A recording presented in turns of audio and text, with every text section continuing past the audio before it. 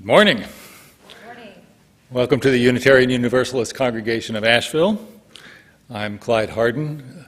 I serve on our Board of Trustees currently as your president.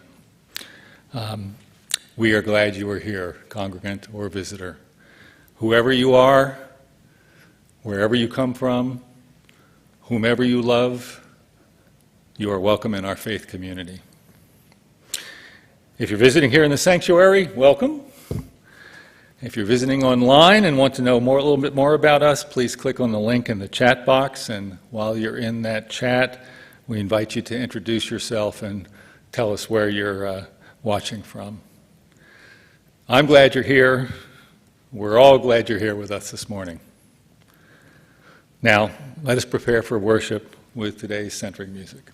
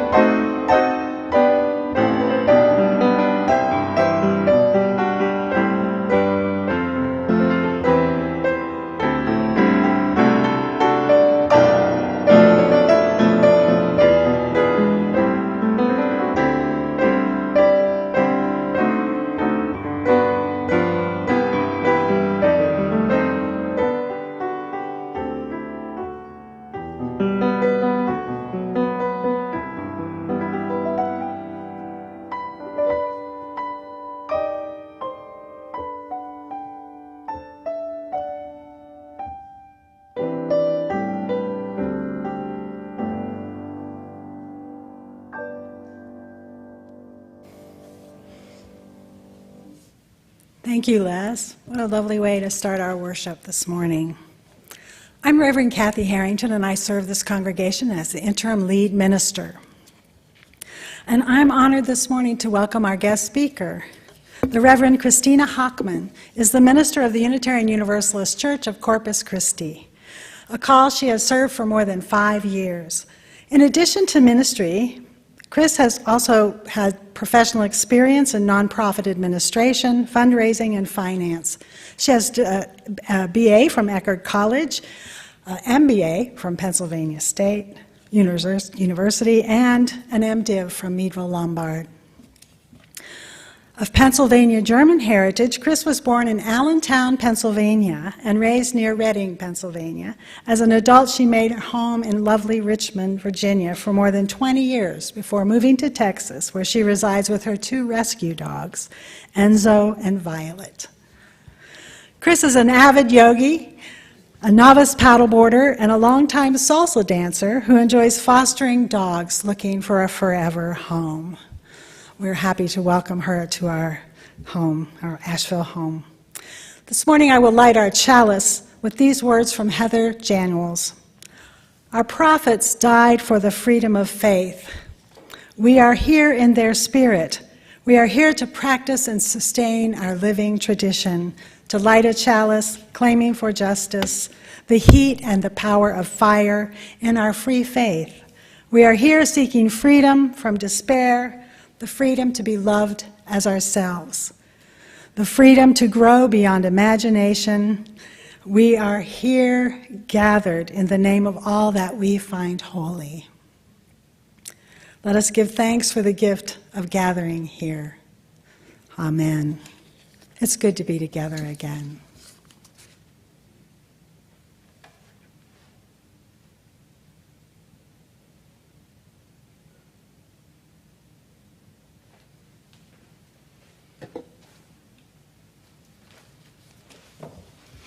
Good morning. It is lovely to be here with you today, whether you are here in person or online. It is wonderful to spend the morning in Asheville. I would like to share with you some opening words from John Saxon. Listen, can you hear it? The Spirit is calling. It calls us in the silent and through the noise and the busyness of our daily lives. It calls us in the brightness of the day and the darkness of the night, in times of hope and despair. Listen, can you hear it? The Spirit is calling. It doesn't matter what you call it, for it has no name and it has many names. The Spirit of life, the Spirit of love, the Spirit of compassion, the Spirit of hope, the Spirit of justice. Listen, can you hear it? The Spirit is calling. It's calling to you and to me. It's calling us to greater wholeness, greater connection, greater service, greater love. It's calling us to heal the brokenness within ourselves, in others, and the world. It's calling us to live more deeply. It's calling us to beauty. It's calling us to laugh and to dance and to sing. It's calling us to live through life's pain and sorrow. It's calling us to live courageously and kindly, to speak our truth in love, and to bend that moral arc of the universe towards justice. It's calling us into community. It's calling us into the greater life of all. Listen, can you hear it? The Spirit is calling.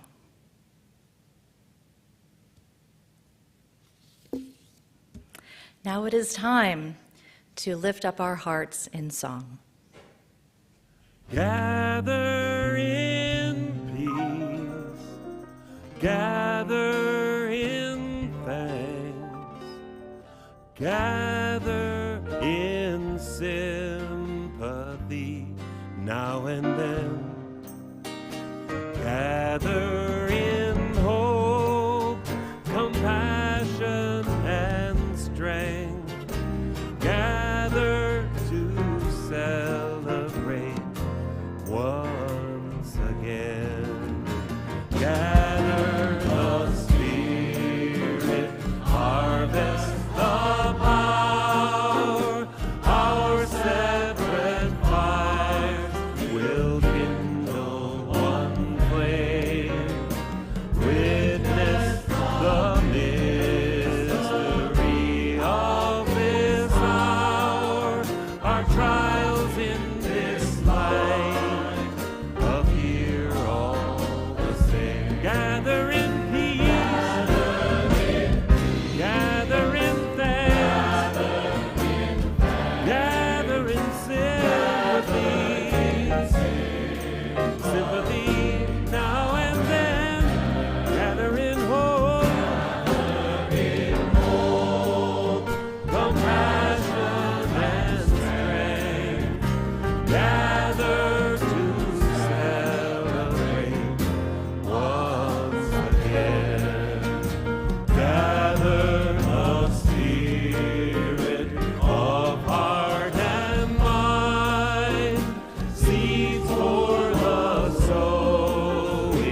are laid in store, nurtured in love and conscience refined, with body and spirit united once more.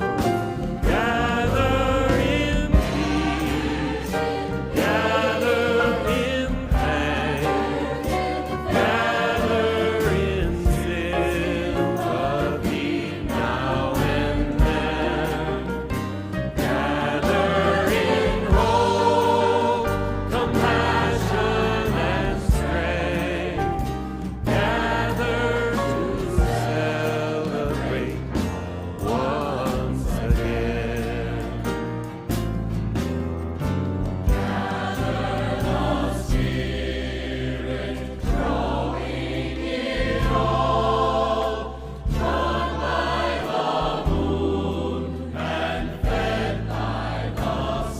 Winter to spring, and summer to fall, the chorus of life resounding as one. Gather in peace, gather in thanks, gather in sympathy now and then, gather in hope, compassion and strength, gather to celebrate once again.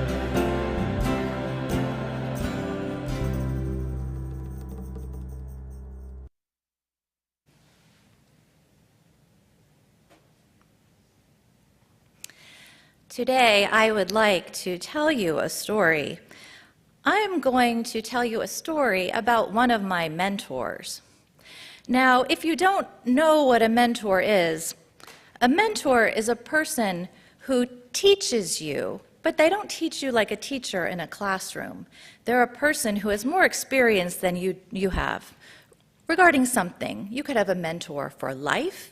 You could have a mentor for a certain job or skill you're learning. You could have a mentor learning a sport or an art. A mentor is a person who can give you advice from the vast wisdom that they have acquired over time. But they're never bossy. They don't tell you what you do. A really good mentor, what they do is they listen. They listen to your experiences, your questions, and then they use their own wisdom to try and help you out from their experience. So the mentor I'm going to tell you about today is the Reverend David Hicks McPherson. And we have a picture of him I'm going to show you. There's Reverend Dave. As you can tell, he looks pretty old in this photograph. And he was pretty old. Unfortunately, he passed away a little bit over a year ago at the age of 92. Throughout that whole time, he was as sharp as a tack. The especially cool thing about Reverend Dave is that he was an original Universalist minister. So that means he became a minister and served a congregation before the Universalists and the Unitarians became one religion. And he was more than happy to share with anyone, a congregant, a church staff person, or a person like me who is studying for the ministry. He loved to share his wisdom, especially about the universalism he grew up with. He would always tell me the same things, but they were really important things. The first thing he'd say, Chris, it is your job to spread all-encompassing love throughout the whole human family. He'd also say this. He'd say, Chris, it is your job, it is now your job to build heaven on earth, and we will not relent until we have built heaven on earth. Those were things he told me a lot. So I really appreciated Reverend Dave, and I was really excited when he gave me a gift, something he had made with his own hands. Have you ever had a gift like that? How special it is knowing that the person who is giving you the gift made it? Well, Reverend Dave's hobby was to make canes or walking sticks. And I have a picture of the walking stick he gave me that maybe we can put up. So I like to bring this to church and show it to people in person, but the TSA was having none of me bringing a big stick on a plane. So I don't know if you can see, but the stick is made of natural wood, and at the top, where the wood is wider, it provides a natural grip to hang on to, which I think is really cool. So Reverend Dave's process was he'd find a suitable branch, he'd whittle off all of the bark, he would sand it down until it was pretty smooth, but he'd leave, kind of the little knobby natural parts on there. And then he would carve some words into the cane along with his own initials and the year. So mine has DM on it, 2007. But what's special about the carving is he'd carve a saying by a Universalist into the cane. And you can see some of the words that are carved into that cane. The whole cane reads, "Every child in every cradle is potentially the hope of the world." Isn't that a great quote? So I want to tell all of the children and youth out there that it's true, you are potentially the hope of the world. You can be the hope of the world. You don't have to do it in a huge way like becoming the president. Oh, that's fine if you want to do that. You can be the hope of the world by treating people kindly, by standing up for people who are being unfairly or mistreated, and you can be the hope of the world by doing the right thing when other people are ready to do the wrong thing. And y'all out there, kids out there, I know you're smart. I know you can tell the difference. I don't need to explain it to you. The other important thing Reverend Dave shared with me was that this quote, this was not his quotation. This quote was from the Universalist minister, one I'd never heard of, named Hope Hilton. And he gave me her picture, if you could put her picture up. He also gave me this copy of a photograph of the Reverend Hope Hilton. She was a minister of religious education. And then when World War II happened, she left the ministry to join the Army Medical Corps, where she worked with soldiers with neurological issues. So not only did I get this very personal gift from Reverend Dave, as well as all of his wisdom and knowledge, but I learned about the Reverend Hope Hilton, someone I would have never heard about, and I would have never heard her quotation that I think is so beautiful. So I think the bottom line of our story here today is that mentors can make a big difference. They pass along their knowledge, they pass along things that mean something to them, that they hold in their heart and to us. So if not for Reverend Dave, I wouldn't know about Hope Hilton and her quote, and I wouldn't be able to share it with you today either and pass it along to you. That is the importance and the value of being and having a mentor. The end. So little did I know when I was planning this story about one of my dearest mentors that this week I would lose one of my mentors very suddenly due to an accident this past week. The Reverend Jean Pupke was the senior minister at First UU Church of Richmond, Virginia for more than 15 years. So she was the minister of my home congregation, and she was also extremely well known throughout all of the Unitarian Universalist world. And I can talk for ages about all the impact she's had on so many individuals throughout our movement, and what a wonderful mentor she was to me, and how lucky I was, because without her I would not be here today. But most of all, when it all comes down to it, Reverend Jean was my minister. Not just my minister, she was the minister to many, but she was my minister.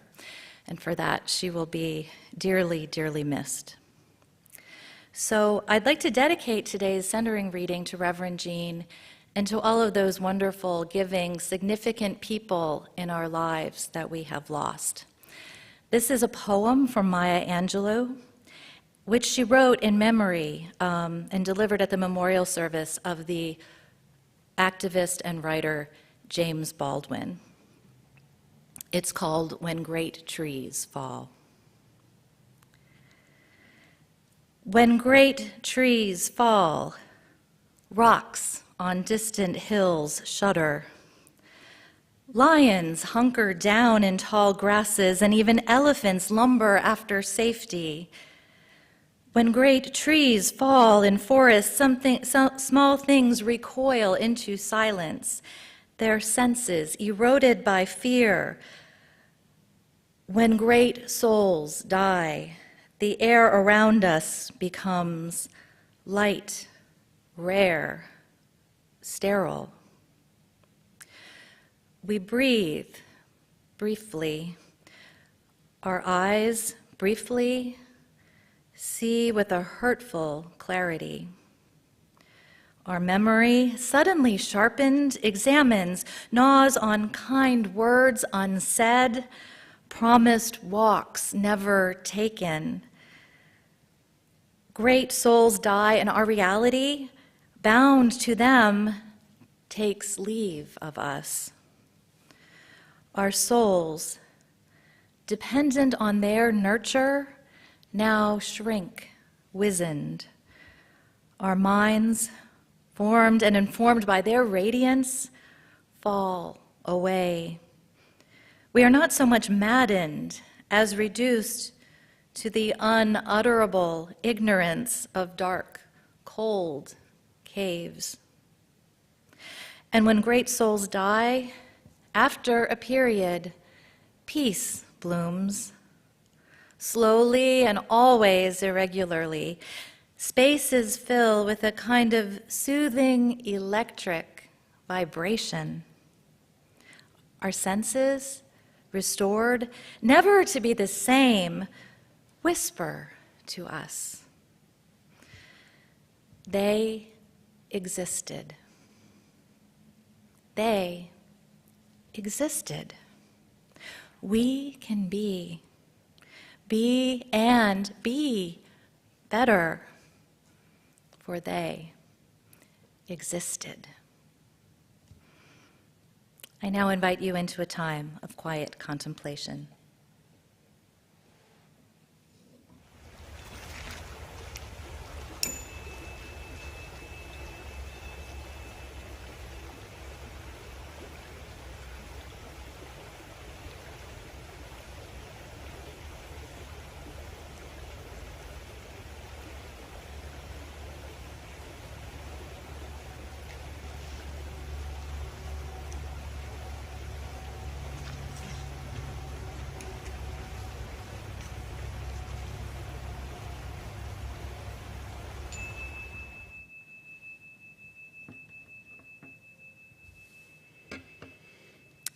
Now, in time of our service for honoring our joys and sorrows with a candle lighting ritual. If you're in the sanctuary, please come forward to light a candle. If you're online, please write in the chat any joys or sorrows that you would like to share with the congregation.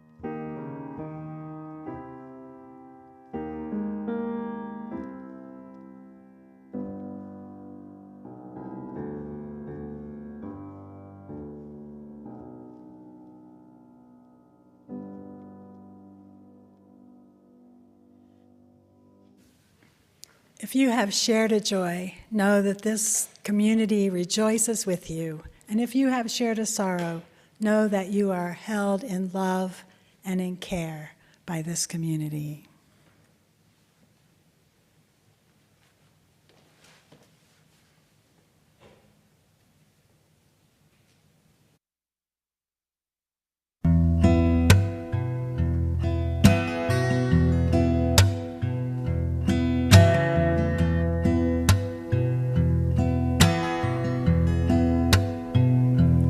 When I was a boy, each week on Sunday we would go to church and pay attention to the priest.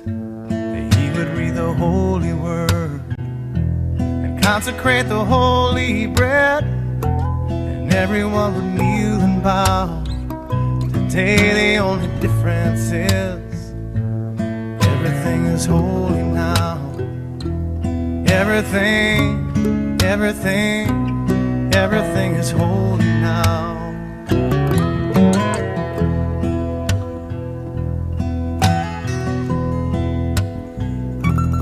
when I was in Sunday school, we would learn about the time Moses split the sea in two, and Jesus made the water wine. And I remember feeling sad, miracles don't happen still. But now I can't keep track, 'cause everything's a miracle.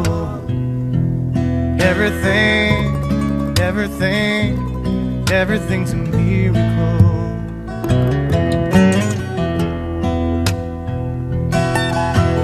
Wine from water is not so small, better magic trick is that anything is here at all. So the challenging thing becomes not to look for miracles, but finding where there isn't one.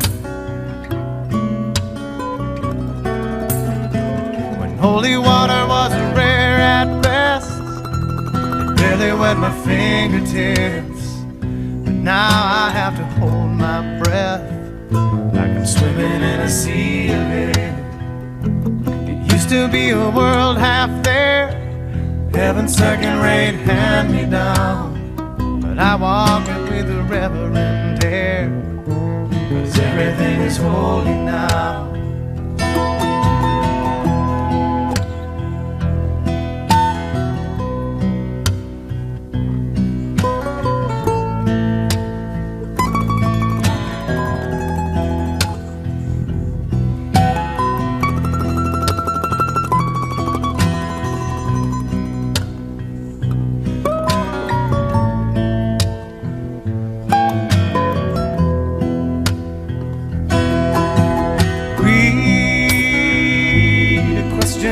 Child's face, say it's not a testament, that'd be very hard to say. See another new morning come, say it's not a sacrament, I tell you that it can't be done.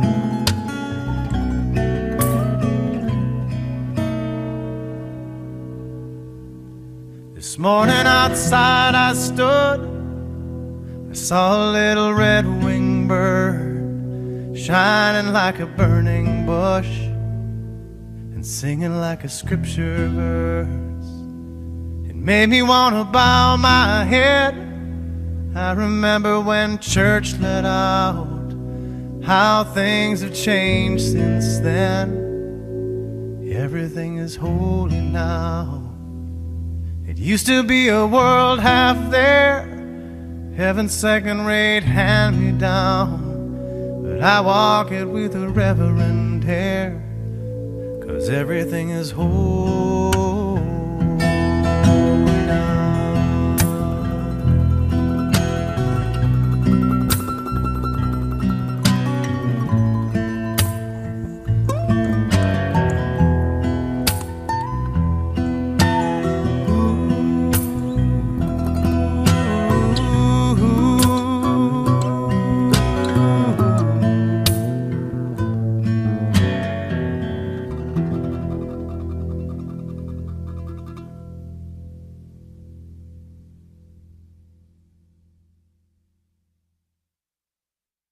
If you've got a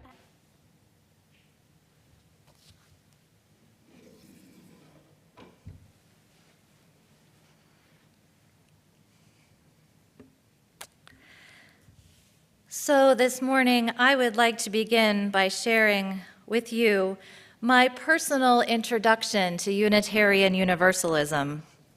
Like for many of us, my religious story starts elsewhere. It begins elsewhere. For me, it began with my United Methodist upbringing, something I have to admit, no offense to any Methodists out there, something as a young person I just could not get far enough away from, fast enough. Because for me, the theology and the teachings were confusing, and they brought on some very uncomfortable feelings, especially that part of the weekly liturgy where they said something to the effect that Jesus died for our sins so that Christians may have eternal life. Even as a little kid, I thought that sounded really unfair and exclusive. And I didn't even really know anyone who wasn't a Christian, but the exclusiveness really bothered me. And it hurt me as well. It didn't feel right. It was as if it went against the grain of a truth I already knew deep in my soul. The truth that we are all worthy and we are all connected. So, if there is a heaven, why shouldn't everyone get to go, right? Add to all of that the fact that my growing, increasingly rational mind was having trouble believing in some of the supernatural assumptions that this religion required, this creedal religion required. And again, some of these things just rang so false to me compared to what I knew in my heart and in my mind and through my intuition of what life was. So after competing confirmation class in the 8th grade, resisting all the way, only like a teenage girl can, my parents finally relented and no longer required me to go to church, which wasn't about being able to sleep in on Sunday mornings. It actually came as a relief because I didn't have to pretend or profess to believe in things that I really didn't believe. Things that were also against my emerging sense of what was right and what was just. So I have to admit, carrying a certain degree of bitterness, I gave up on religion until a time in my mid-30s when I realized my craving. I had this genuine craving for the kind of spiritual growth and learning and service to others that really can only be done in community. I mean, sure, I could do some of these things all by myself, and I had done some of these things all on my own, but I was longing for companions on the journey, and maybe some guidance along the journey as well, because I knew I didn't know it all. I just needed to find a religious community I could believe in, right? And one that could believe in me with all of my own little heresies.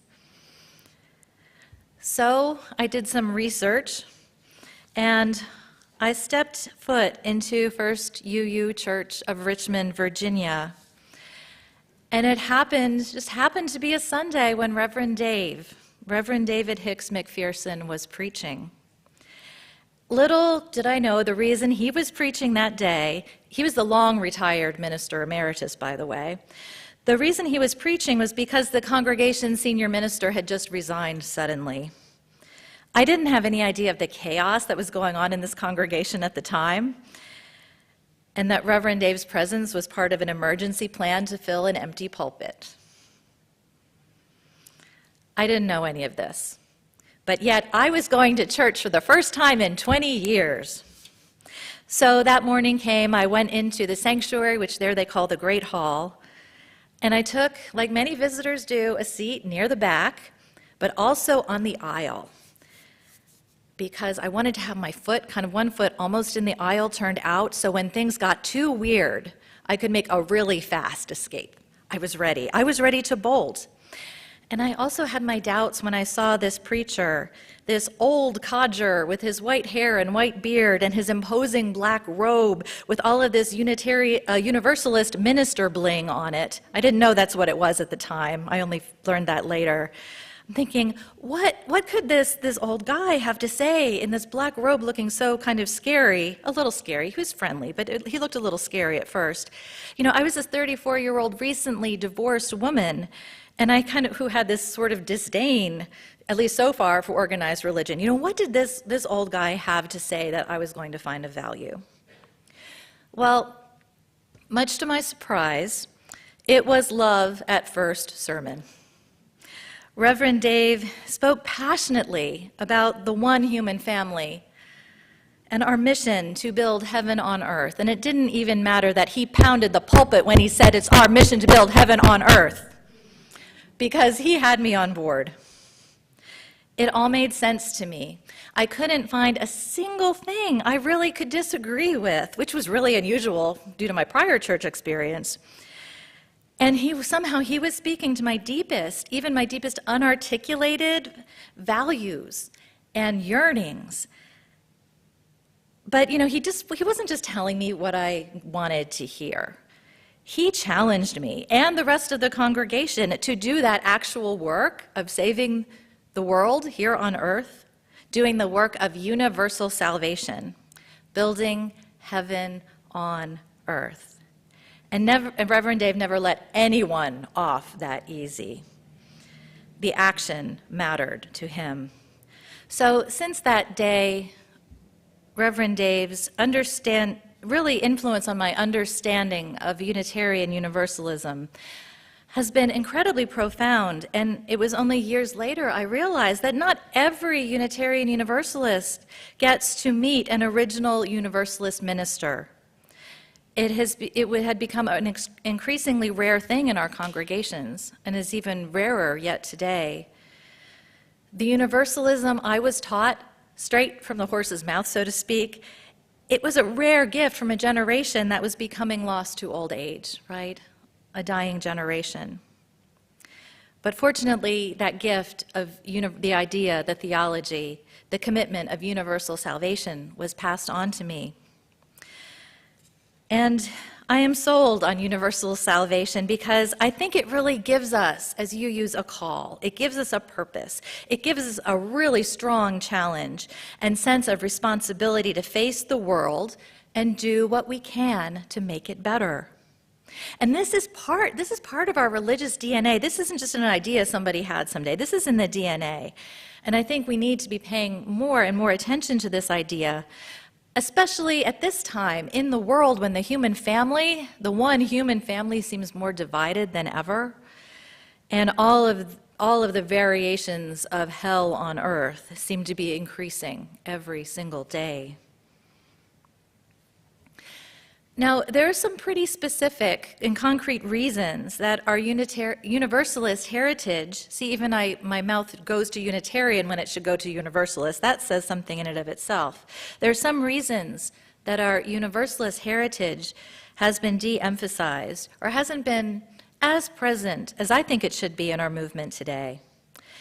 And much of that, it goes back to the time in 1961 when the Unitarian Church and the Universalist Church consolidated.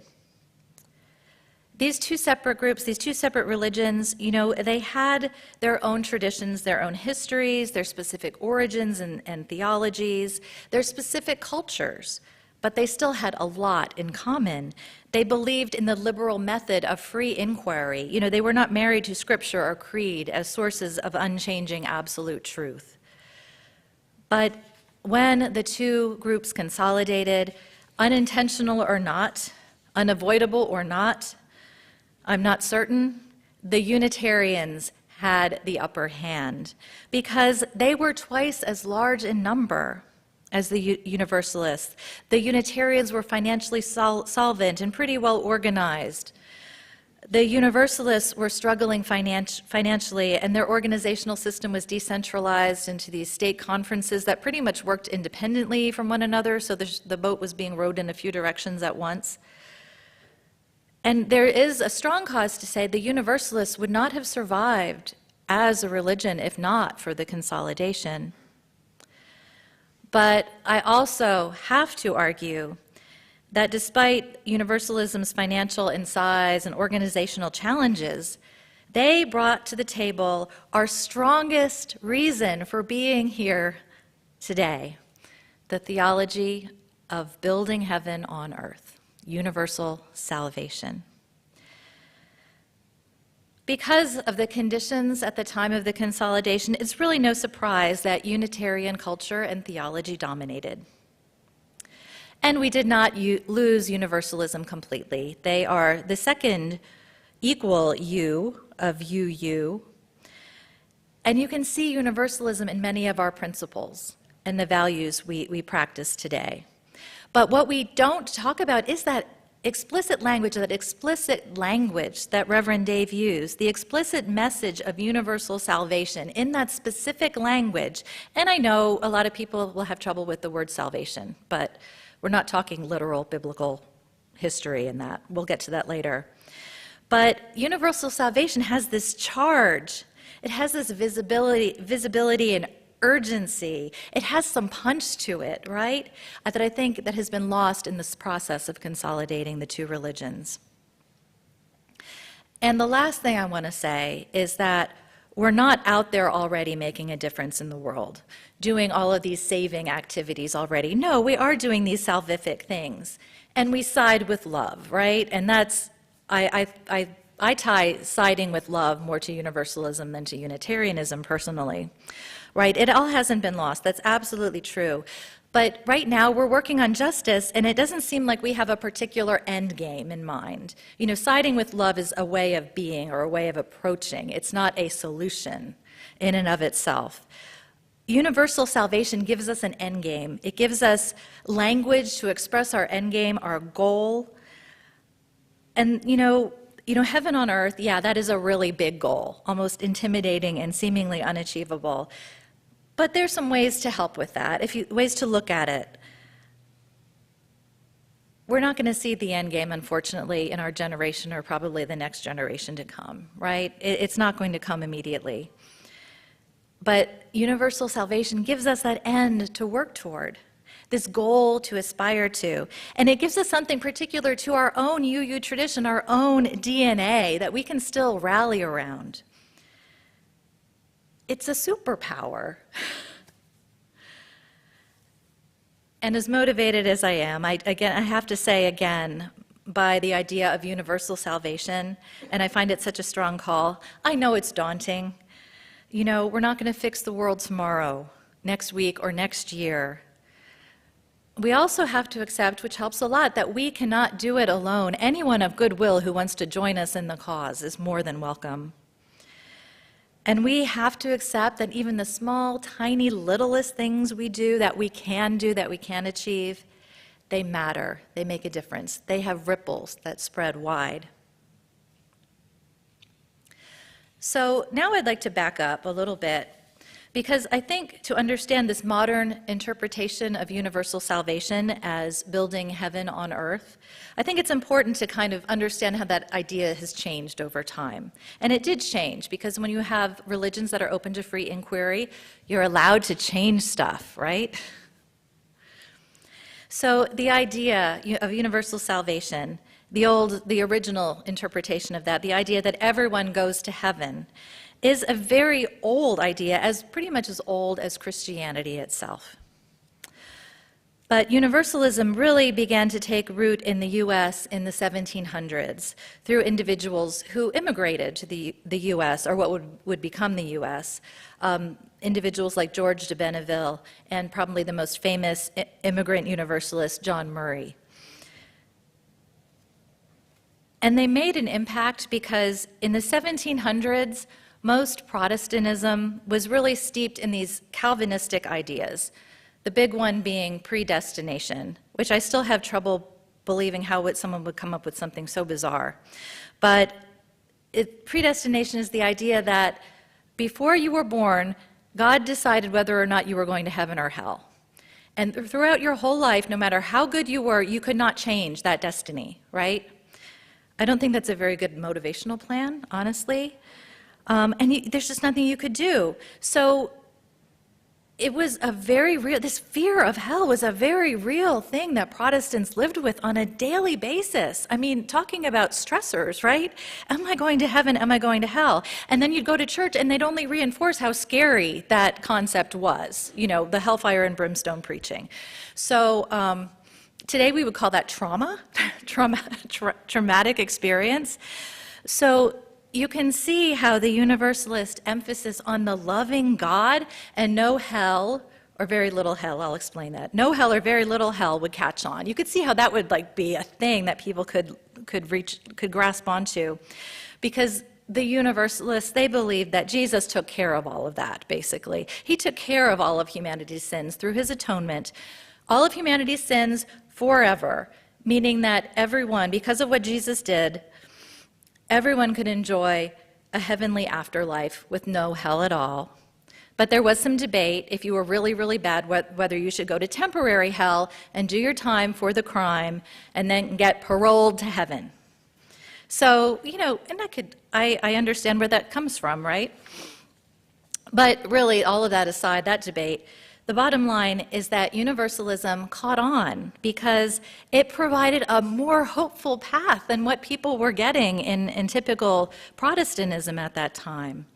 And it did have a lot of appeal, and they say that by the 1830s, it was the 9th largest denomination.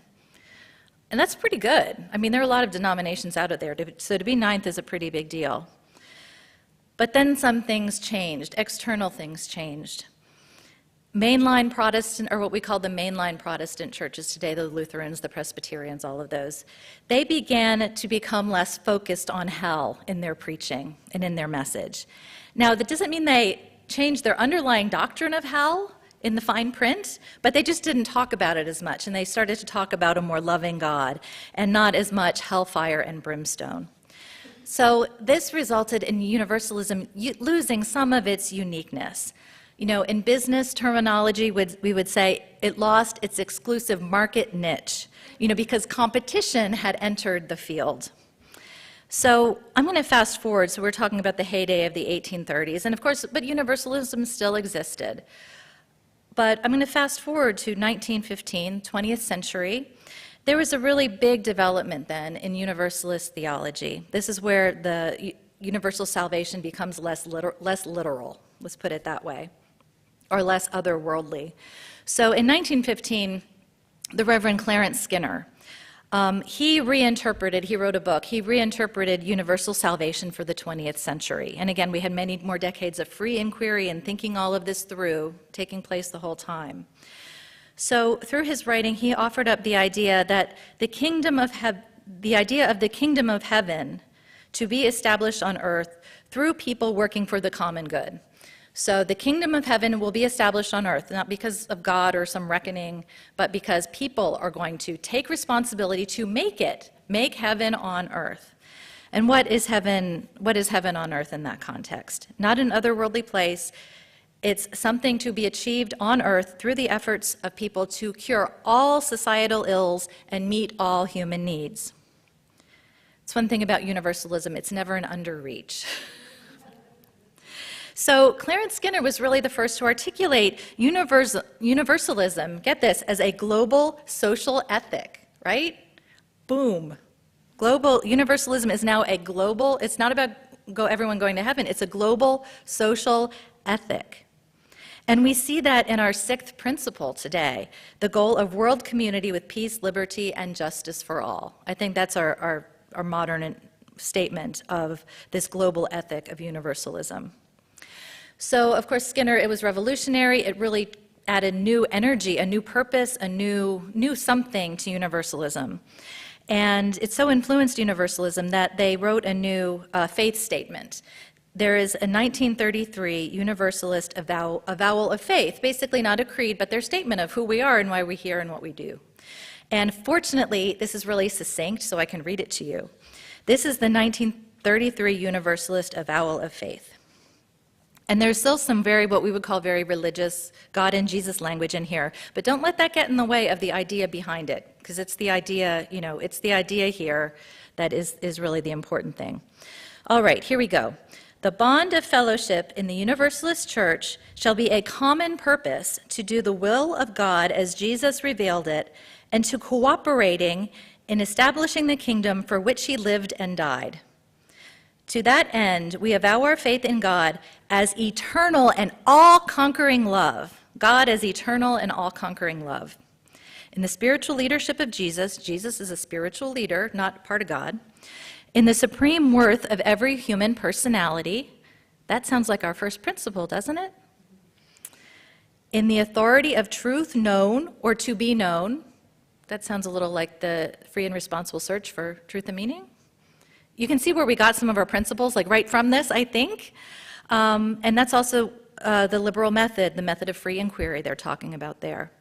And then the big finish is, and in the power of those of goodwill and sacrificial spirit to overcome all evil and progressively establish the kingdom of God. And they're saying that on earth. So this is the faith statement that Reverend Dave grew up with. He was born in 1928, so 1933, they came up with this. So, in his later childhood and teen years, this is what they recited in church every Sunday, and it got into his head. The one thing he said, which he said his memory may have failed him, but he was never asked to act upon it growing up. And that's a pretty strong statement. And but he said, maybe I forgot, or maybe it was just my church or something else. But to him, he internalized the statement, so he decided he was going to act on it anyway. And so he embarked on this 60-year ministry full of social justice activity, which I could do a whole other 3 sermons on that, and didn't preach his final sermon until his 90th birthday. So this seemingly impossible dream of universal salvation on this earth that Reverend Dave preached, the idea that we will not stop pulpit banging until all are fed, all have shelter, have medical care, can live in peace and equality, and be treated justly, that's worth working for, even if we don't immediately get the immediate gratification for our labors. But that's because it's not really just about us. It's not just about us that we're doing this work. It's about every child in every cradle who is potentially the hope of the world. There's nothing like having a challenge to rise up to, and I think overcoming all evil is a really particular one. Not just a little evil or evil, general evil, or evil here and there as you might run into it. Overcoming all evil. That didn't make it into our principles for some reason. That's just so remarkable. But, it's a challenge. It's a challenge to rise up to. It's a lifelong goal to work toward. It's a vision, right? It's a vision of a time. A vision of this time, someone would call it a utopia, a time when everyone is loved and safe and saved from all of the existing ills of the world. So I hope today, if you haven't been all up in universal salvation, that maybe I've convinced you to consider that as part of your own personal theology. Because it also doesn't matter. It doesn't matter if you're an atheist or theist or a polytheist or a pagan or a humanist or a Buddhist. You can hold dearly this modern interpretation of universal salvation with no cognitive dissonance whatsoever. So, like Reverend Dave said to me so many times, he'd call me in Texas to check in to see how I was doing, to see if I needed any advice. He'd end every phone call by saying, at 90-something, I still truly believe that our religion has the power to transform, he'd say it in his Boston accent, so he'd say, transform the world. And it's true. We have a lot of superpowers that even other religions don't have. We have science. We have modern day discoveries, we have invention, we have the ability to, when we've realized we made a mistake, to go back and correct ourselves so we can try again. We don't paint ourselves into a theological corner. We can call on this wisdom of endless sources. We can hold multiple truths. We can see beyond, and we can love beyond, right? All of these artificial barriers of religion and nationality and creed and race and gender identity and sexuality. And even when we're pressed really, really, really hard, we can see past our own opinions and our own preferences. Yay. And you know, we don't have to do it alone. And we shouldn't do it alone. Are we crazy? All people of goodwill and sacrificial spirit, right, are invited to join us on the journey. So Reverend Dave convinced me. I also truly believe that our religion has the power to transform the world. But you know, only if we make the choice to use our powers, right? We're the only ones standing in our way. So I really think we should harness this transformational superpower that universal salvation gives us. I think we need to bring it more openly into our conversations. Then we have to take it out into the world, into our actions. And let's work with others to transform, individuals and communities and systems and combat the oppressions and injustices that, are just too many to name. And yeah, let's not stop. Let's not stop until everyone can share in a little bit of heaven, a little piece of heaven. If we can't do the whole thing, a little piece of heaven we have created by our own hands and with our own hearts and through our own minds. May it be so, blessed be, and amen.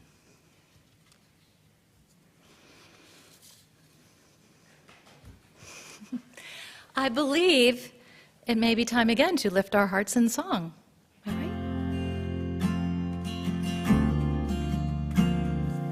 Though below me I feel no motion, standing on these mountains and plains, far away from the rolling ocean, still my dry land heart can say, I've been sailing all my life now, never harbor a port have I known. The wide universe is the ocean I travel, and the earth is my blue boat home.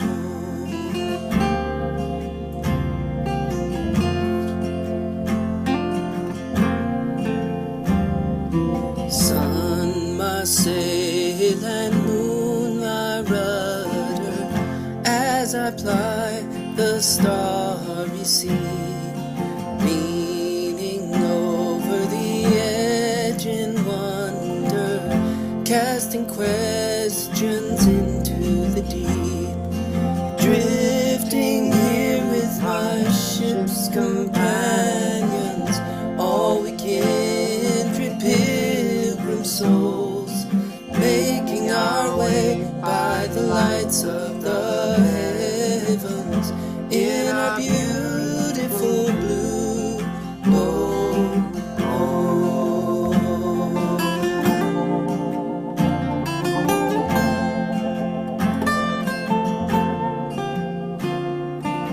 I give thanks to the waves upholding me, hail the great winds urging me on, greet the infinite sea before me, sing the sky my sailor's song. I was born upon the fathoms, never harbor a port have I known. The wide universe is the ocean I travel, and the earth is my blue boat home.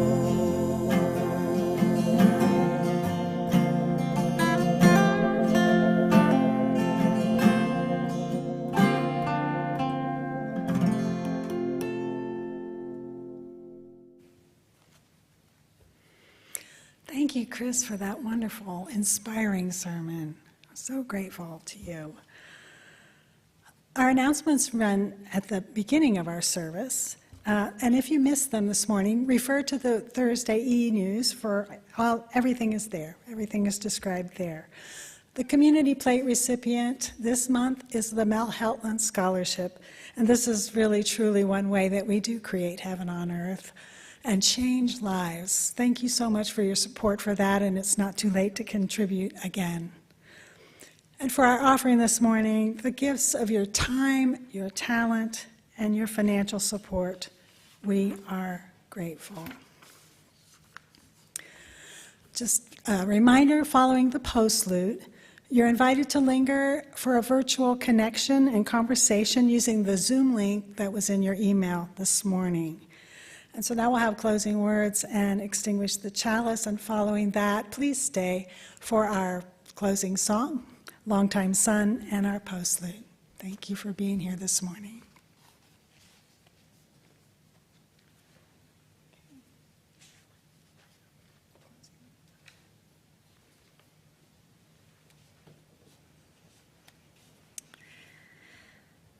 It was a pleasure to be here today with you this morning, and I'd like to thank Reverend Kathy for being such a wonderful, hospitable, warm presence for me in my coming here, and thank Les for the music and for the tech team and all who contributed to today's service. I would like to share with you some closing words from the Reverend David Hicks McPherson. This reading is called The Lifelong Goal. To wish for compassion, to pray for courage, to experience doubt, to bear sorrow, to strive for sureness. All of these qualities for which each of us should be grateful, but to feel a genuine fellowship for the whole human family, to act so that our empathy is evident wherever we go. That's the object. That's the lifelong goal. My friends, new friends, thank you so much. Go in peace, walk in beauty, and blessed be.